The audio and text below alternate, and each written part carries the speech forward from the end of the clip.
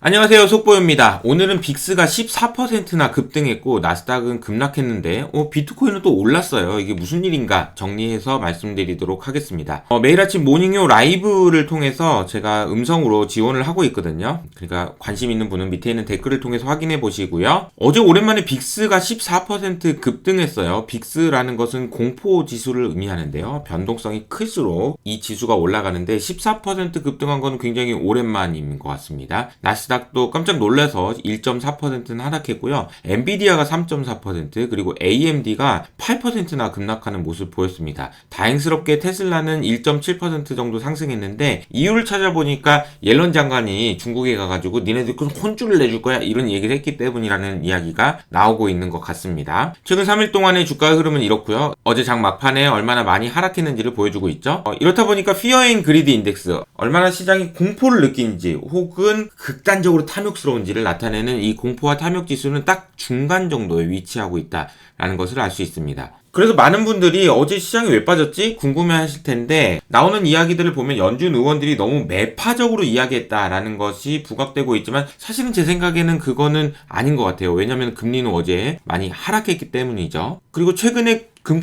금값이 되고 있어요. 2,300불까지 올라가 있는 상황이고요. 어제는 비트코인은 다시 3% 정도 상승하는 모습 보여줍니다. 개인적으로 비트코인을 조금 줄였다라는 말씀을 드렸는데 줄여놨던 비트코인은 6만 불까지 빠지면은 오케이 감사합니다 그러면서 다시 사고 7만 불이 되면 아이 잘못 팔았네 그러면서 다시 살 거다 라고 말씀을 드리고 있습니다. 그도 그럴 것이 비트코인에 대한 시장의 관심은 굉장히 뜨거운 상황이고요. 사실 제가 어제 제가 존경하는 슈카님이 비트코인에 대한 영상을 올리셨길래 그 영상을 보고 제가 제 생각은 좀 다른데요 라고 하면서 영상을 올리면서 써놨던 자료거든요. 이 그림에 보시면 핵심은 돈이라는 것이 가치의 척도인데 돈의 가치가 너무나도 바뀌고 있다 라는 것을 반영하고 있다라는 말씀을 드렸거든요. 실제로 보면 이번에 최근에 금 가격이 S&P보다도 더 많이 올랐다라는 걸 볼 수 있고요. 왜 이렇게 오르는 거냐, 금은 왜 오르고 비트코인 왜 오르는 거냐 라고 보면은 한 가지로 설명드리면 이런 겁니다. 미국의 부채가 늘어나는 속도는요 100일마다 1조 달러씩입니다.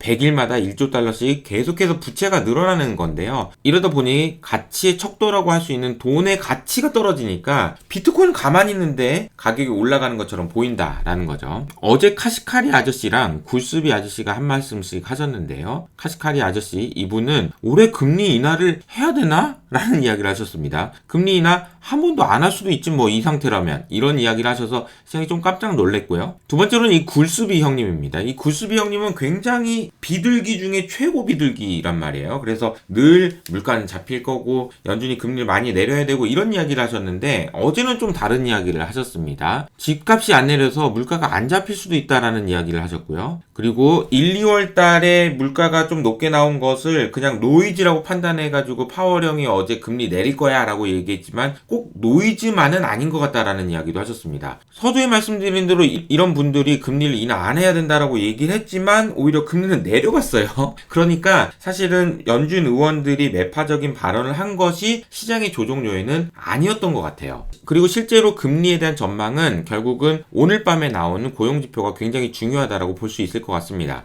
그럼 어제 주가가 왜 빠졌냐라고 생각을 해보면은 이스라엘이 빌미가 된 것 같아요. 언론 보도에 따르면 이스라엘이 이란의 대응 위협이 높아짐에 따라서 전 세계 대사관의 경계 수준을 최대치로 높였다라는 이야기가 나와서 이란과 관련된 지정학적인 리스크가 시장을 좀 흔들었다라고 볼 수 있을 것 같습니다. 자, 제가 오늘 여러분하고 고민해보고 싶은 것은 이런 겁니다. 여러분이 생각하는 안전자산은 무엇입니까? 최근에 시장이 흔들리면서 안전자산 혹은 퀄리티가 높은 주식에 대한 수요가 높아지고 있는 상황인데요. 이것을 설명드리기 위해서 3년 전에 제가 썼던 글을 다시 꺼내와 봤습니다. 안전하다는 것이 여러분 무엇일까요? 안전자산 그러면 뭘까요? 안전자산의 반대말인 그럼 위험하다는 건 뭘까요? 라고 생각했을 때 마코비치라는 사람이요. 위험이라는 것은 변동성이 큰 거야 라고 해가지고 이분이 노벨상을 받으셨거든요. 엄청나게 위대한 업적이긴 하지만 이것이 변동성이라는 것을 위험으로 정의하면은 좀 문제가 있긴 합니다. 그게 무슨 말인지 모르겠다라고 하시는 클럽 H 분이 계셔서 제가 그림을 하나 그려봤는데요. 여러분 A A 자산처럼 계속해서 변동성은 낮은데 계속 하락하는 자산과 B 자산처럼 계속해서 올라가는데 변동성은 큰 자산을 보면은 어떤 것이 더 위험해 보이세요? A라는 주식은 변동성은 작지만 오히려 위험한 자산이라고 할 수 있을 것 같고요. B 주식은 변동성은 크지만 위험하진 않은 자산 아닐까요? 그래서 생각해보면 여러분들이 가장 쉽게 생각할 수 있는 안전자산, 퀄리티 있는 자산은 현금입니다. 실제로 미국의 MMF에는 6조 달러가 넘는 돈들이 몰리고 있긴 합니다.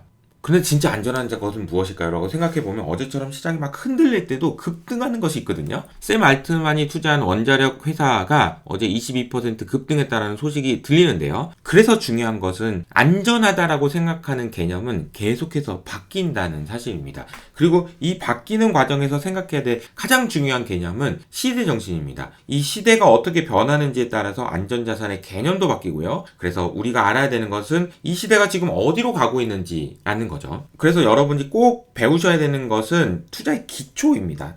어떤 게 중요한 거지? 라는 것을 여러분 꼭 아셔야 되는데요. 김탁 상무님을 모시고 강의를 해주시고 제가 코칭을 해드리는 슈퍼패스가 얼마 전에 출시됐고요. 제가 며칠 동안 진짜 고민을 많이 해봤거든요. 근데 솔직히 이거를 신청 안 할 이유를 저는 못 찾겠더라고요. 주변에 나 주식 좀 공부하고 싶다라고 하는 모든 분들에게 여러분들이 소개를 해주셔도 좋을 것 같고요. 여러분이 지금 신청하셔도 저는 전혀 부끄럽지 않다라고 말씀드릴 수 있을 것 같습니다. 여러분의 성공 투자를 응원하는 저는 여기서 인사드리도록 하겠습니다. 감사합니다.